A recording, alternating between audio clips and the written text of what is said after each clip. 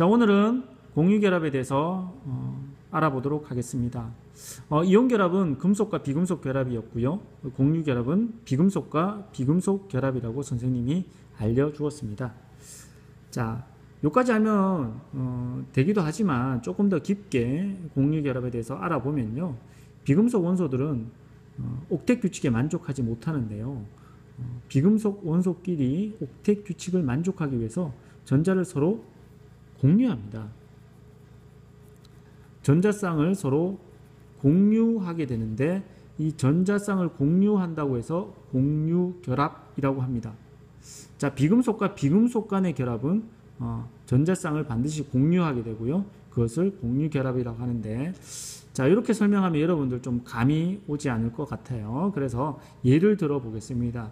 자, 수소가 비금속이죠. 금속이 아닌데요. 원자 가전자가 몇 개이죠? 예, 하나입니다.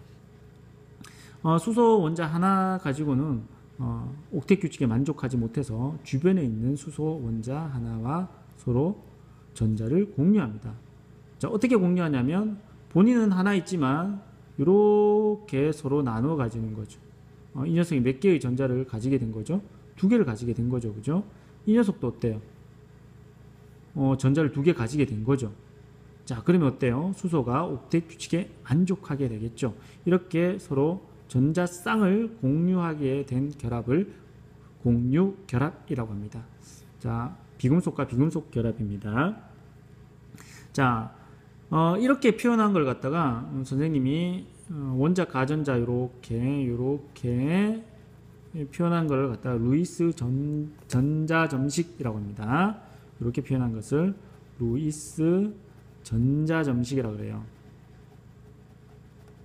자, 루이스 전자점식을 알기 위해서는요, 각각 원소의 원자 가전자를 알아야 돼요. 이 원자 가전자는 여러분들 이미 알고 있는데요. 선생님이 한번 보여주도록 하겠습니다. 1쪽 같은 경우에는 원자 가전자가 모두 하나예요. 그도 그럴 것이, 자, 1쪽은 체외각 전자가 몇 개예요? 한 개죠. 그러니까 원자 가전자가 한 개죠. 자, 여러분들 이미 배웠을 거예요. 그래서 원자 가전자만 이렇게 표현해 주는 것을 가리켜서 루이스 전자점식이라고 합니다. 자, 2족 같은 경우는 어떻게 표현될까요? 이렇게 표현되겠죠. 베릴륨 같은 경우 점이 두 개가 되겠죠. 자, 3족은요. 13족은요. 13족에는 누가 있죠? 붕소가 있는데 13족이니까 원자 가전자 3개 있어서 점 3개로 이렇게 표현되어지고요. 자, 14족 같은 경우에는 몇 개로 표현되어질까요? 예, 4개로 표현되어지겠네요. 15족은요. 이제 누치가 생기죠? 5개의 점으로 표현되어지겠죠.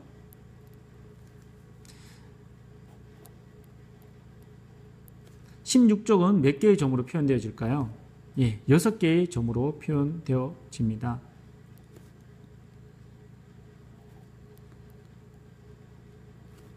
자, 선생님이 이렇게 두 개씩, 한 개 이렇게 표현했습니다. 자, 17쪽 같은 경우에는 당연히 원자 가전자가 7개 있겠죠. 그래서 7개의 전자를 이렇게 표현해 주게 되는데요.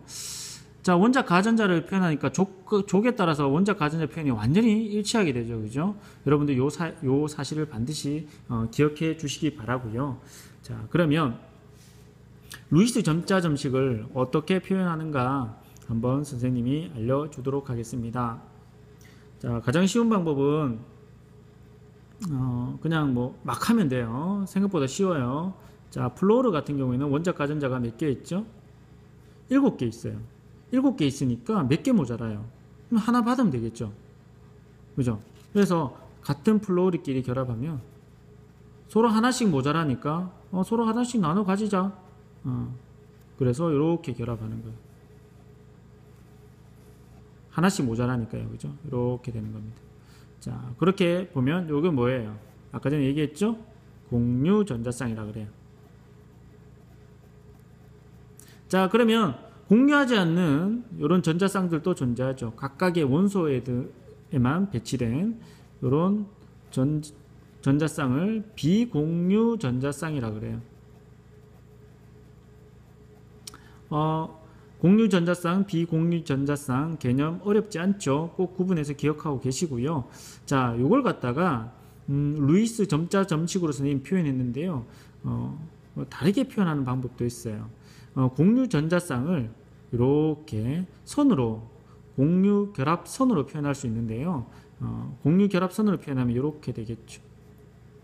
자, 비공유 전자쌍은 생략한 경우고요. 비공유 전자쌍을 포함하면 이렇게 표현할 수 있겠죠. 자, 이렇게 공유 결합선을 한 개만 있는 걸 갖다가 단일 결합이라고 합니다. 자, 그러면 산소도 한번 볼까요? 자, 산소는 체외각 전자가 몇 개 있죠? 예. 6개밖에 없어요. 6개가 있다는 것은 옥텟 규칙을 만족하기 위해서 2개가 모자라네요. 그래서 2개를 누군가와 공유하거나 받아야겠죠. 그래서 산소와 이렇게 결합을 합니다. 서로 2개씩 나눠 가지는 거예요. 부족한 만큼 공유를 하는 거죠. 자, 그러면 이렇게 몇 개가 됐어요? 8개가 되었네요. 이 녀석도 한번 그려볼까요? 예, 8개가 되었네요. 자, 이거를 루이스 전자 점식으로 그리면 이렇게 되겠죠.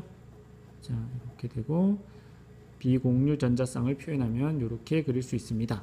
자, 공유 결합선이 몇 개가 생겼죠? 2개가 생겨서 이중 결합이 됩니다. 자, 그러면 세 번째, 질소는 체외각 전자가 몇 개 있죠? 원자 가전자가 5개 있습니다.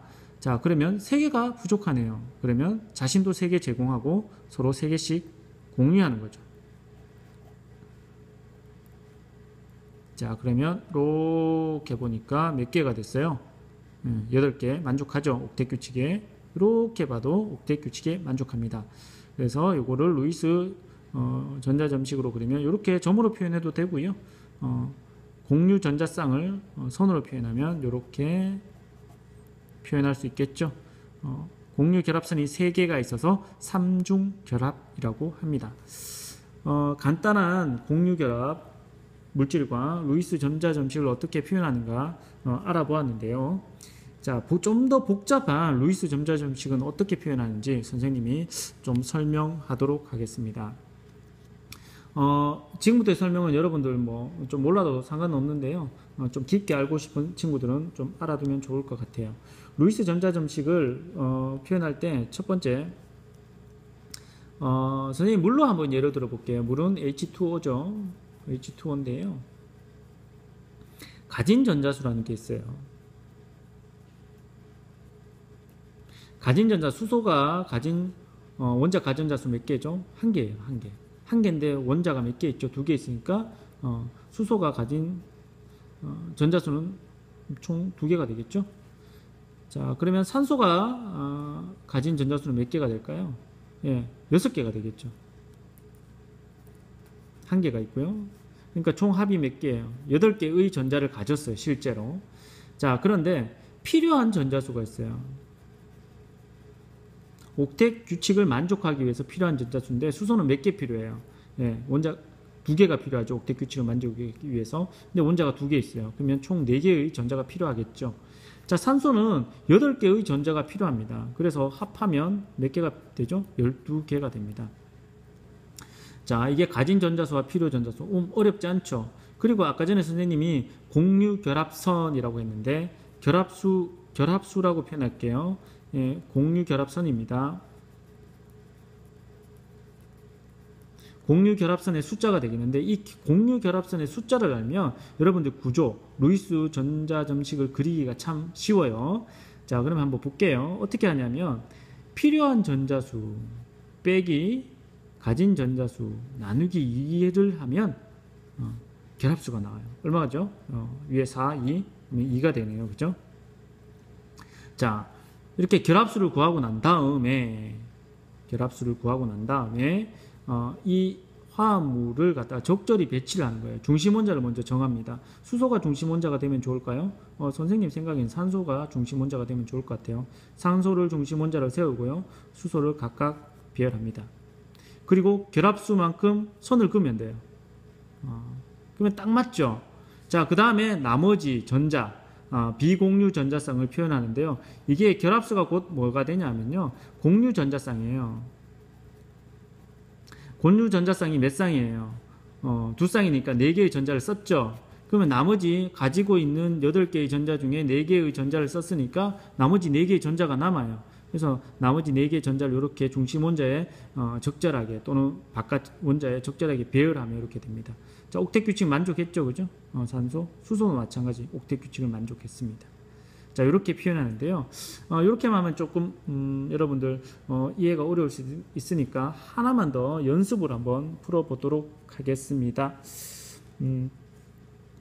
HCn이라는 시아나수소가 있는데요. 이 시아나수소를 가지고 선생님 한번 풀어보도록 하겠습니다. 가진 전자수 첫 번째 가진 전자수 몇 개예요? 수소 1개, 탄소 몇 개죠?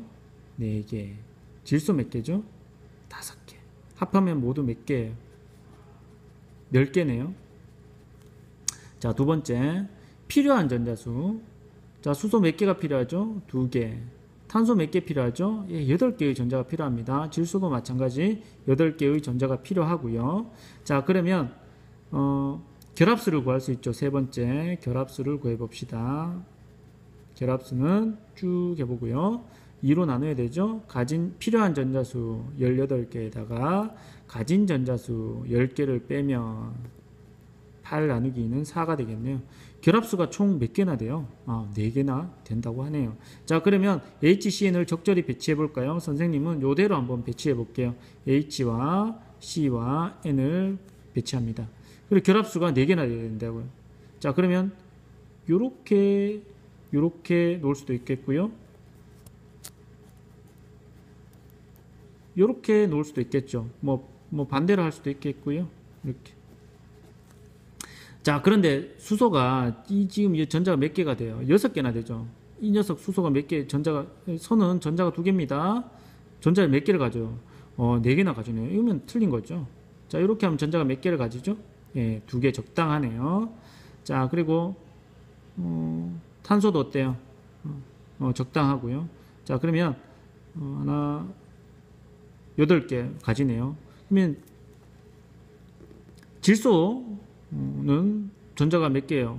6개밖에 없죠. 그러면 옥텟 규칙에 만족하지 않네요.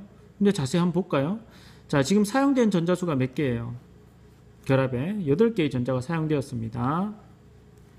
자, 그리고 그러면 가진 전자수가 아까 계산해 보니까 10개였어요. 몇 개의 전자가 남았죠? 2개의 전자가 남았죠. 그러면 옥텟 규칙에 만족하지 않는 원자가 있죠. 탄소는 만족했어요. 질소가 만족하지 못해서 여기 채워줍니다. 2개 나머지.